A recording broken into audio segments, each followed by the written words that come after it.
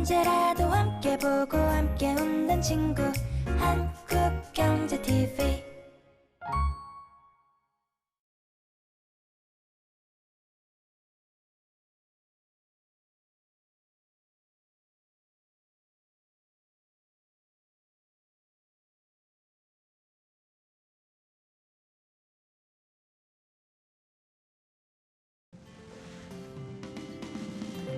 시청자 여러분 안녕하십니까?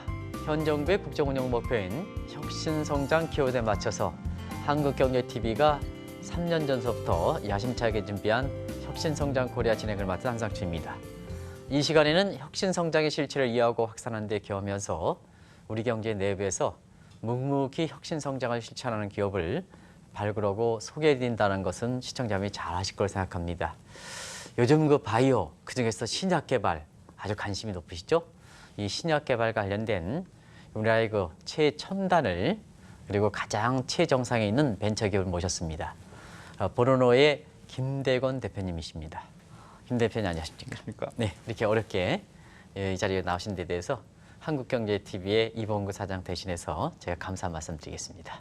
불러주셔서 감사합니다. 네, 일단 시청자 여러분한테 보르노이가 어떤 기업인지 기업 소개부터 좀 해주시기 바랍니다. 예, 보르노이는 2015년도에 창업한 정밀 표적 치료제 개발 전문 회사입니다.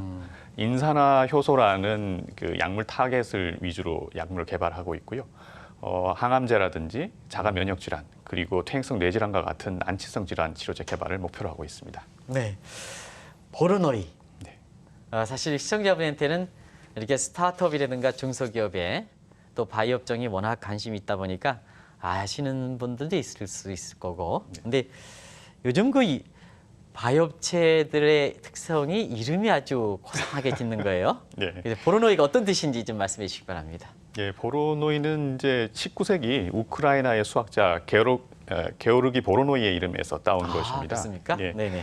뭐 수학이라서 조금 어려운 부분이 있지만 특정한 면을 무작위적으로 채우고 있는 점들을 수직 이등분하는 그 선들을 모으다 보면 네네. 특정 면을 아주 다양한 그 다각형들이 가득 채우게 됩니다. 네네. 그런 것들을 보르노이 다이아그램이라고 하는데요. 네네. 우리 자연계에서 흔히 발견되는 그 다이아그램이라고 보시면 됩니다. 뭐 네. 낙엽의 인맥이라든지 뭐 기린의 문양이라든지 이런 것들이 다 아. 보르노이 다이아그램으로 설명이 가능한데요. 실제로 특정한 면을 아주 최적화된 방식으로 채울 수 있는 최적화 방정식이라고 보면 되고요. 신약 개발이라는 것이 약효라든지 네네. 독성이라든지 또 여러 가지 약물성이라든지 하는 수많은 요소들의 균형점을 찾는 것이지 어느 한 부분이 뛰어난 부분을 찾는 게 아닙니다. 그런 측면에서 저희가 보르노이의 최적화 방정식에 큰 감명을 그 받아서 최적화 방정식의 그 체력점이 치료제. 그렇죠. 이렇게 최적적인 된다는 치료제라고 얘기죠? 보시면 네네. 되겠습니다. 예. 오늘 처음부터 이게 방송이 굉장히 무겁게 가는 것 같아요. 이 수학 얘기하면 네. 굉장히 좀 시청자분도 좀 그런데요. 사실은 우리가 보면 앞으로 이런 증강현 시대에서는 창의력, 기술력, 그래서 기초적인 측면의 뭐 수학이라든가 물리학 같은 거, 네. 이런 쪽 화학이라든가 이런 것이 이제 살아남는다 이런 얘기를 하지 않습니까? 네. 그래서 처음부터 이렇게 저를 수학을 교육시키는 것 같습니다. 그렇습니다. 앞서 뭐 그 균형점을 찾는 게 굉장히 적은다 하는데요. 또 공부를 해보겠습니다. 네. 방송을 위해서 이렇게 이 업체를 하다 보니까 인산화 효소 보고 오겠습니다. 네. 인산화 효소 저해자가 또 이게 뭔지 네. 이것도 좀 설명해 주시기 바랍니다. 네. 저희 몸은 수족의 세포로 되어 있는데요. 네네. 사실 저희 몸의 모든 장기가 서로 다른 기능을 하고 있습니다. 이 개체가 생존하기 위해서 최적화된 기능을 하고 있는데 네네. 뭐 대기업도 그렇지만 그 큰 기업이 유기적으로 돌아가기 위해서는 수많은 신호 전달 네트워크를 통해서 네네. 정보가 교환되고 거기에 따라서 각각 맡은 기능을 최적화된 네. 기능을 해야 합니다. 근데 인산화 효소는 세포 내에서 한 500개 종류가 있는 신호 전달 네트워크를 구성하는 물질입니다. 그래서 네네. 세포가 살아가고 자기가 맡은 기능을 하기 위해서 외부로부터 오는 정보를 가지고 세포의 기능을 조절하는 그런 신호 전달 물질이라고 보시면 되겠습니다.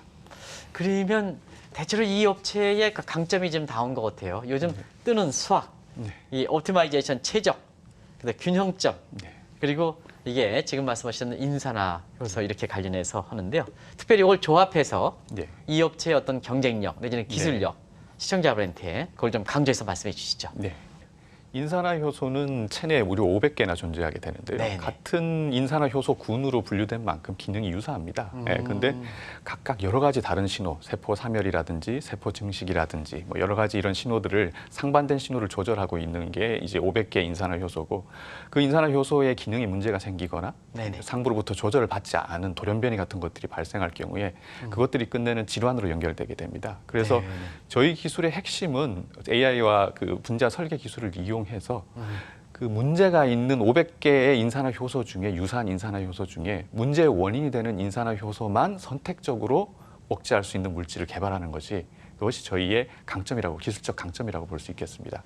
나머지 인산화 효소 같은 경우에 제각각 그 생체의 생리적 기능을 조절하는 기능을 맡고 있기 때문에 타겟하는 질환의 원인이 되는 그 타겟 그 인산화 효소 외에 다른 것들을 건드리면 필연적으로 독성하고 연관이 되기 때문에 부작용도 많이 생기고. 예. 그래서 지금 저희는 가장 선택적인 물질을 가장 빨리 만들 수 있는 기업이라는 게 가장 큰 강점이 되겠습니다. 예. 지금 김 대표님이 이렇게 상세하게 설명됐지만 제가 모르는 초보자 입장에서 보면 네. 이 그 국궁을 쏠 때 이 예. 표적이 있으면 네. 가장 핵심적 부위를 때린다는 얘기죠. 예, 그렇습니다. 그래서 이게 보니까 그게 정밀 표적 치료자 이렇게 네. 하는데요. 네. 사실 보러 보면 정밀 표적 치료제에서 아주 상징격으로 이렇게 나오는데요. 네. 이 일반 표적 치료자는 어떤 차이점이 있는지 시청자한테 말씀해 주시기 바랍니다. 예, 뭐 가장 대표적인 항암제를 예로 들어서 설명드리면요, 뭐 네네. 1세대 항암제가 뭐 세포 독성 치료제라고 해서 끝내는 이제 세포의 독성을 나타내는 물질을 이제 항암제로 쓰다 보니까 이제 뭐 머리가 빠지면서 여러 가지 부작용들이 그렇죠. 나타나는 네. 게 이제 일반적인 케이스고요. 두 번째, 그 이후로 이제 개발된 것들이 일반적인 표적 치료제인데요. 뭐 예를 들자면 암세포는 굉장히 빨리 성장해야 되기 때문에 영양분과 산소를 지속적으로 공급받아야 됩니다. 그래서 신생혈관, 새로운 혈관을 암세포 쪽으로 많이 만들게 되는데 그것과 관련된 신호전달 물질이 이제 VEGFR이라고 하는 물질인데 네. 거기에 대한 선택적인 치료제를 개발했을 경우에 이제 기존 세포 독성 치료제보다 더 독성이 적으면서 효과적으로 암을 치료할 수 있는 게 표적 치료제 개념인데요. 네. 근데 일반적인 세포의 경우에도 이제 혈관에 문제가 생기면 계속 혈관을 이제 재생하고 해야 되는 문제가 있기 때문에 기존 표적 치료제도 끝내는 독성의 이슈에서 완전히 자유로울 수는 없습니다. 아, 네네. 하지만 이제 3세대 정밀 표적 치료제의 경우는 개념이 완전 다른데요. 네네. 어떤 종양이 발생될 때 돌연변이가 있으면서 그 돌연변이가 암 발생의 원인이 돼서 발생한 암들이 있습니다. 네네. 이런 경우에 그 돌연변이와 정상 단백질은 이제 구조적으로 차이가 있게 되는데요. 네네. 이 다른 카이네이즈 500개 카이네이즈 중에 타표적하는 카이네이즈 이외의 다른 카이네이즈에 대한 선택성뿐만 아니라 네네. 이 정상과 비정상 돌연변이까지 구분할 수 있는 정도로 정밀하게 치료제를 만들 수 있으면 그런 치료제의 경우에는 암세포 이외에는 전혀 인체의 정상세포들은 영향을 받지 않기 때문에 네네. 독성 없이 굉장히 효과적인 치료제를 개발할 수 있게 됩니다. 그래서 저희 보로노이는 이런 정밀 표적 치료제 분야 개발, 약물 개발에 지금 집중하고 있습니다. 사실 그 지금 우리 국민분들이 이제 코로나의 문제 때문에 네. 사실 어려움이 당하고 있습니다는 우리가 저는 모르는 상태에서 지금 정밀 표적 그리고 옆에 그 전이 되는 변형된 네. 인데요. 코로나 문제도 처음에 그 문제에 대한 백신이 나올 수가 있습니다는 네. 이 자꾸 변형된 형태가 나오기 때문에 네. 여기와 관련된 백신이 나오더라도 다른 변형된 코로나에 대해서는 또 다른 백신이 나와야 된다. 그래서 어렵지 않습니까? 네, 그렇습니다. 그거 어떻게 아주 그래서 굉장히 좀 그래서 이제 네. 오늘 그 보론회의를 이렇게 네. 시청자한테 이렇게 적은 거거든요. 그런 거 좀 네. 설명해 주시기 바랍니다. 그 바이러스의 그 네. 기능에 굉장히 바이러스가 증식하고 그 확장해 가는데 굉장히 그 중요한 역할을 하는 표적이면서 네네. 인체 표적과 인체에 있는 분자와는 완전히 상이한 분자이면서 특히 계속 돌연변이를 만들어 갈 때 그 돌연변이로 쉽게 변하지 않는 코어라고 하는 핵심 부위의 타겟을 저희가 동정할 수 있다면 해당 부위의 치료제를 개발하면 내성 없이 굉장히 효과적인 치료제가 개발될 수 있습니다. 네. 그러면 가장 본체 부분에 대해서 이렇게 네. 치료를 하면 변형된 형태 있잖아요. 네. 이런 것도 사실 쉽게 접근이 가능하다는 이런 뜻이죠? 네, 그렇습니다. 네네네. 그러면 이제 우리가 지금 이제 이 정밀 표적적 치료 관련해서는 항상 유사 연관어가 암 문제로 이렇게 되거든요. 네. 그러면 이제 정밀표적제는 암도 여러 가지가 있지 않습니까? 네, 뭐 그렇습니다. 위암도 있고 폐암도 있고 뭐 그러지 않습니까? 네, 이 그렇습니다. 정밀표적제 표적 치료제 같은 경우는 모든 암에 해당되는 건지 또 어디 네. 그럼 추적을 한다면 뭐를 보고 추적을 하는 건지 네. 이제 시청자 여러분한테 좀 이해하게 좀 네. 설명해 주시기 바랍니다. 모든 종양에 대해서 정밀 치료 표적 치료제가 있다면 뭐 환자분들한테는 너무나 이제 행복한 일이겠지만 안타깝게도 네. 정밀 표적 치료제를 개발하기 위해서는 네네. 그 종양이 특정 돌연변이로 인해서 발병했다는 사실을 명확하게 증명을 할 수 있어야 됩니다. 아. 사실 그 연구가 충분히 이루어져 있는 분야가 이제 글리백이 처음에 개발됐던 이제 혈액암, 네네. 만성 골수성 백혈병이라든지 이런 네네. 혈액암의 일부 종류와 그 다음에 비소세포성 폐암의 EGFR 관련이라든지 이런 비소세포성 폐암 분야에 국한되어 있습니다. 그 외에 췌장암이라든지 네. 저희가 알고 있는 뭐 그 뇌암이라든지 이런 이제 난치성 종양의 경우에 아직 그런 암의 발병과 특정 돌연변이와의 상관관계가 명확히 규명이 되지 않아서 아직 정밀 치료제 개발까지는 이어지지 못하고 있는 상황입니다. 네, 일반적으로 이제 국민 분께서 이제 많이 걸리시는 암에 대해서는 데이터가 많이 있으니까 그렇죠. 예. 확실하게 그쪽 부분은 이제 네. 정밀 표적 치료제가 효과를 볼 수 있다 이렇게 하는데요. 네. 특히 이제 이 보로노이 같은 경우에는 정밀 표적 치료제 어떻게 보면 우리가 젊은 사람에게는 가소성 문제, 가요성 문제. 네. 그래서 그게 이제 ORR이라는 표현을 네. 쓰지 않습니까? 이게 네. 굉장히 높은 거로 아주 자랑스럽게 생각하는데요. 그게 이제 ORR이 뭔지 네. 그리고 왜 이렇게 높게 되는지 그걸 네. 같이 설명해 주시기 바랍니다. 네. 그 ORR이라고 하면 이제 오브젝티브 그 레스폰스 레이쇼라고 흔히 이야기를 네네네. 하는데요. 그러니까 항암제를 이제 항암 치료를 받으면서 네네네. 종양이 30% 이상 이제 크기가 감소했을 때 객관적으로 반응했다라고 흔히 이야기를 하게 됩니다. 네네. 그 일반적인 표적 치료제나 세포 독성 치료제 같은 경우에는 이제 항암제 약물에 반응하지 않는 환자, 그 다음에 반응을 하더라도 독성 때문에 그 충분한 치료 용량을 계속 유지할 수 없는 케이스가 많이 발생하기 때문에 뭐 간암의 1차 치료제인 넥사바 같은 경우에 ORR이 한 7에서 9% 정도로 알려져 그것뿐이 있습니다. 안 됩니까? 예. 네네. 그렇지만 이제 그 정밀 표적 치료제 같은 경우에는 일단은 그 돌연변이가 있는 환자들만 선별해서 치료하게 되고요. 네네. 또 정상 세포에는 전혀 영향을 주지 않기 때문에 충분한 치료 용량을 가지고 치료 기간을 장기간 가져갈 수 있습니다. 그래서 ORR이 일반적으로 50%가 넘어가는 게 이제 일반적인 케이스고, 특히 아스트라제네카의 타그리소 같은 이제 3세대 표적 치료제 그 정밀 표적 치료제 같은 경우에는 뭐 해당 환자에서 ORR이 74%가 넘어가는 정도로 기적의 네. 치료제로 알려져 있습니다. 그렇습니까? 이게 암의 여러 종류가 있습니다는 네. 가장 어려운 종류가 폐암 네. 그리고 췌장암이라 그러지 네, 않습니까? 그렇습니다. 근데 폐암이 참 어렵다 그러대요. 네. 근데 폐암과 관련해서 특별히 보르노이의 정밀 표적 치료과 관련해서 굉장히 이렇게 네. 이렇게 아주 치료 효과가 좋다 그러는데요. 그건 왜 그런지 좀 말씀해 주시기 바랍니다. 저기 폐암에서 비소세포성 폐암에서 지금 저희가 엑손 20 삽입 돌연변이라고 하는 굉장히 독특한 이제 네. 기존의 치료제가 없어서 이제 세포 독성 치료제 수술 이후에 세포 독성 치료를 받으시다가 이제 일반적으로 많이 돌아가시는 암입니다. 이제 그 정밀 표적 치료제가 없는 분야인데요.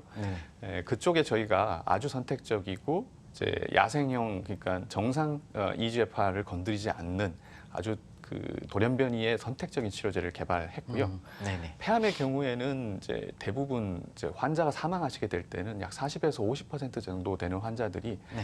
폐암이 뇌로 전이되면서 사망하시게 그렇더라고요. 됩니다. 보니까. 예. 네. 뇌 같은 경우에는 우리 몸에서 워낙 중요한 장기다 보니까 네. 이제 약물이 잘 투과하기 어려운 구조를 그렇죠. 네. 이루고 있습니다. 흔히 이제 BBB라고 해서 블러드 브레인 베리어라고 이야기를 네. 하는데요. 저희가 만든 약물 같은 경우에는 이제 그 정상 인산화 효소와 그다음에 돌연변이 인산화 효소를 구분함과 동시에 네네.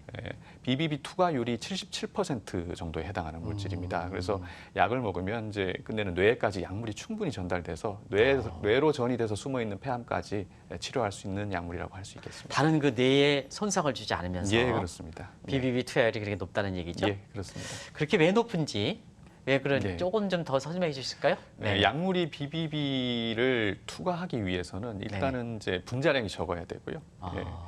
뭐 덩치가 크면 좁은 그쵸, 공간을 좁은 공간에 들어가는데 쉽게 들어가기가 그냥 어렵죠. 부하가 걸린다는 얘기죠. 예, 그렇습니다. 그다음에 우리 뇌는 이제 지질이 주성분을 이루고 있기 때문에 네네. 이제 약물 자체가 이제 그 흔히 이제 TPSA라고 이야기하는데 토탈 폴라 서피스 에어리어라는 용어를 쓰는데요. 네네. 약물이 이제 극성을 띠지 않고 지용성에 가까운 극성이 낮은 형태의 약물 성격을 가져야 됩니다. 또 이게 약물 개발 아까 제가 균형이라고 말씀드렸는데 네네. 그런 쪽으로 너무 쏠리게 되면 약물이 또 기름 같은 성분이 너무 강해지면 물에 녹지 않아서 몸에 흡수가 되지 않는 또 문제가 생기고요. 나중에 이게 부작용이죠. 그 네네. 모든 것들의 균형을 적절히 찾는 것이 굉장히 어려웠습니다. 그래서 저희도 이제 정상보다는 돌연변이에 대한 선택성을 높이는 데 처음에 주력했었고 그 약물을 아까 말씀드린 분자량을 줄이면서 이제 이제 넌폴라하게 약물을 이제 극성을 덜 띠는 약물을 만드는 그런 노력을 이제 기울여서 가장 균형점에 있는 약물을 개발하게 되었습니다. 네.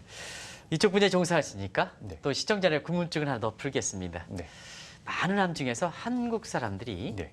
폐암이 특별히 많은 이유, 네. 또 위장암이 많은 이유, 위암이 많은 이유, 이거 좀 설명해 주시기 바랍니다. 네. 폐암 같은 경우에는 이제 그러니까 비소세포성 폐암 같은 경우에 흔히 이제 동양인 비흡연자 여성에서 빈발하는 걸로 알려져 있습니다. 네, 네. 예, 그래서 뭐 실질적으로 유전적인 영향이 굉장히 크다고 할 수 있고요. 예, 흡연하고 관계없는 암으로 잘 알려져 있습니다. 네. 그래서 아마 우리나라 한국과 중국, 일본에서 아마 연구라든지 임상 연구라든지 하는 부분이 가장 활발하게 되고 있는 분야가 뭐 비소세포성 폐암이 아닌가 싶고요. 그 외 위암 같은 경우는 이전에 그 냉장고라든지 이런 게 보급되기 전에 네. 젓갈 문화, 짜고 맵게 먹는 특히 짠 음식을 많이 먹는 그런 문화하고도 크게 관련이 있었고요. 그 다음에 젓가락 사용을 이제 하게 되면서 이제 그 반찬이라든지 이런 것들을 같이 먹으면서 헬리코박터 파이로리라는 이제 위에 기생하게 되는 그 세균이 네. 이제 서로 많이 감염이 되면서 그런 일들이 일어났었고 최근에는 급격히 줄어들고 있는 걸로 알고 있습니다. 지금 이제 김 대표님 말씀을 듣고 나니까 네. 우리가 보면 이제 여성분들이 폐암 많이 걸린다. 네. 그러다 보니까 이제 어떤 오해가 있었냐면요. 네. 그 남편분께서 담배 피워가지고 간접 호연 때문에 이게 많이 걸린다. 근데 네. 그게 오해였군요. 지금 김 네. 대표님 말씀 들어보니까. 예. 네네. 아마 흡연으로 인해서 발생하는 암은 이제 비소세포성 폐암이라고는 과는 종류가 다른 소세포 폐암으로 알려져 있습니다. 네. 그렇군요. 네. 그리고 워낙 최근에 현대병 하면 암이라는 게 이제 대부분 다 암에 많이지 않습니까? 그래서 관심들이 상당히 높은데요. 그러다 보니까 지금 말씀대로 이렇게 사실 그 가성비를 끌어올리기 위해서 표적 치료제가 많지 않습니까? 네. 이게 국내에서 좀 이거 관련된 기업들이 많죠? 네, 그 그렇습니다. 관련된 상황을 좀 잠시 말씀해 주실까요? 네.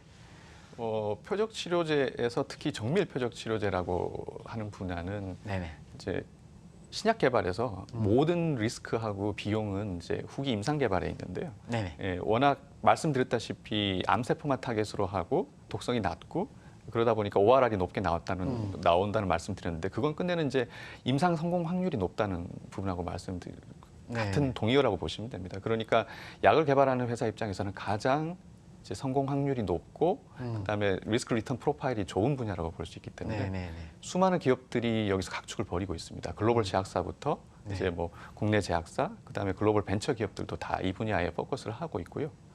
뭐 2001년도에 글리백을 개발해서 이제 표적 치료제의 장을 열었던 노바티스 같은 회사도 있고, 노바티스. 최근에 이제 삼중 돌연변이에 대한 비소세포성 폐암 표적 치료제로 뭐 2018년, 19년 매출이 거의 한 4조 정도, 정도 기록하고 있는 이제 아스트라제네카의 타그리소 같은 약물도 있고요. 국내 유한양행 같은 경우에 이제 이 타그리소를 이제 비트하기 위한 약물을 지금 이제 임상 이상을 이제 거의 완료하는 단계에 있는 걸로 알려져 있고요.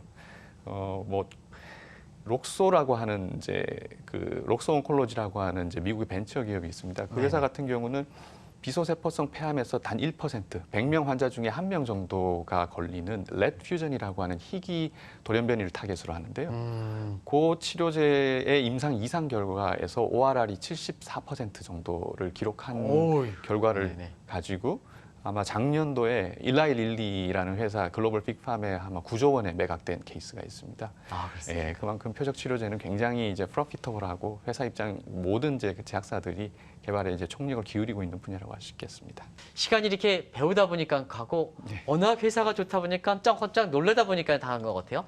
그런데 앞으로 로드맵 같은 거 이거 좀 말씀해 주시기 네. 바랍니다. 네. 뭐 그간 이제 연구개발 투자 성과가 뭐 지금 3가지 정도의 파이프라인으로 압축되고 있습니다. 저희가 네네. 자가 면역 질환 치료제, 염증성 질환 치료제, 그리고 비소세포성 폐암의 이제 엑손 20 돌연변이 치료제 이 3가지 파이프라인이 이제 글로벌 제약사, 유수의 제약사 다수와 지금 기술 이전 관련해서 협의를 진행하고 있고요. 대다수의 단계가 지금 MTA라고 물질을 검증하는 단계입니다. 저희 물질을 가지고 그쪽에서 저희 결과를 다시 한번 검증해보는 단계에 와 있습니다. 그 중에 뭐 일부 회사는 저희한테 텀시시라고 해서 이제 계약 조건이라든지 큰 계약의 골자 정도를 저희한테 이미 제시한 부분도 있고요. 네네. 뭐 저희를 믿고 이제 투자해주신 투자자분들 뭐 이런 분들 이제 성원에도 답하기 위해서 올 한 해는 그런 성과물들을 그런 이제 그 연구개발 성과물들을 이제 비즈니스 성과로 이제 거기서 창출해 비즈니스 성과라면 뭐 기술 이전이라고 할 수 있겠습니다. 기술 이전. 예, 네. 기술 이전 성과로 창출해 내는 게 저희 IPO 계획이라든가 이런 거는 기술 원래 최소한 2건 이상의 네네. 기술 이전을 완료하고요. 네네. 내년도 상반기 정도에 이제 IPO를 완료하는 걸 회사 경영적으로는 목표로 삼고 있습니다. 워낙에 이 방송에서 네. IPO를 통해 가지고 성공한 기업들이 많기 때문에 네. 이 투자자 측면에서도 좀 많이 보시거든요. 네. 그래서 그 관계를 좀 여쭤봤습니다. 네. 크게 누가 되지 않았죠? 네, 그렇습니다. 네네네. 지금까지 이게 좋은 말씀을 좀 많이 주셨는데요. 네. 다음에 좀 이렇게 우리가 시간을 내고 네. 또 이렇게 더 모실 것을 좀 약속드리고요. 네. 시간이 다 돼서 네. 또 김 대표님의 그 개인적인 어떤 목표라든가 네. 회사 전체의 목표라든가 네. 이걸 좀 시청자분이랑 같이 좀 말씀해 주시기 바랍니다. 네. 저희 보로노이는 이제 지금까지 연구 개발 성과, 그 다음에 뭐 향후의 성과도 중요하겠지만 지금까지 성과가 집약된 세계 파이프라인 관련해서 최소한 2건 이상의 기술 이전 성과를 올해 달성하고 내년 상반기 중으로 이제 상장하는 것들 목표로요. 최선을 다하도록 하겠습니다. 그간 저희를 믿고 지원해 주신 모든 분들께 감사 인사드리겠습니다. 네. 다음에 아마 시청자분도 네. 김 대표님 또 보론에 대해서 이렇게 방송 시간이 30분이 되게 짧았다는 걸로 이렇게 아마 기억나실 겁니다. 네. 제가 지금까지 이렇게 이 혁신성장 코리아 맡은 지 100회 이상 넘고 있습니다는 김 대표님과 이렇게 대화 시간이 이게 짧은지는 처음 느낀 것 같습니다.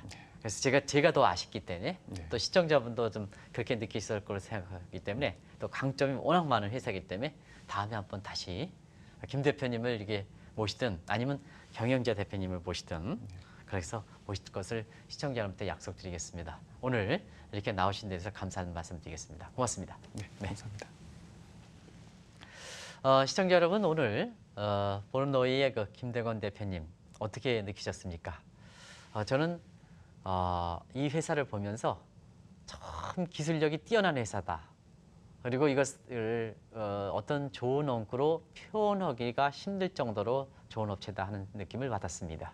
그리고 좋은 그 기술력에 대해서 또 우리나라에서 가장 많이 보편적으로 궁금해하는 이쪽 분야의 그 정밀 치료제 관련된 분야에 가장 상징적으로 겪고 있기 때문에 국민들의 관심도 상당히 높을 거라 생각합니다. 그래서 방송 이렇게 첫 번째 시간 가지고는 상당히 좀 부족한 것 같아서 다음 시간에 다시 이 업체를 좀 모셔가지고 시청자분 또 투자자분의 궁금증을 풀어내는 시간을 약속드리면서 그 말을 마무리로 대신하도록 하겠습니다. 이 회사에 대해서 관심을 계속해서 높여주시기 바랍니다. 장시간 동안 시청해 주셔서 감사한 말씀 드리면서 다음에 뵙도록 하겠습니다. 고맙습니다.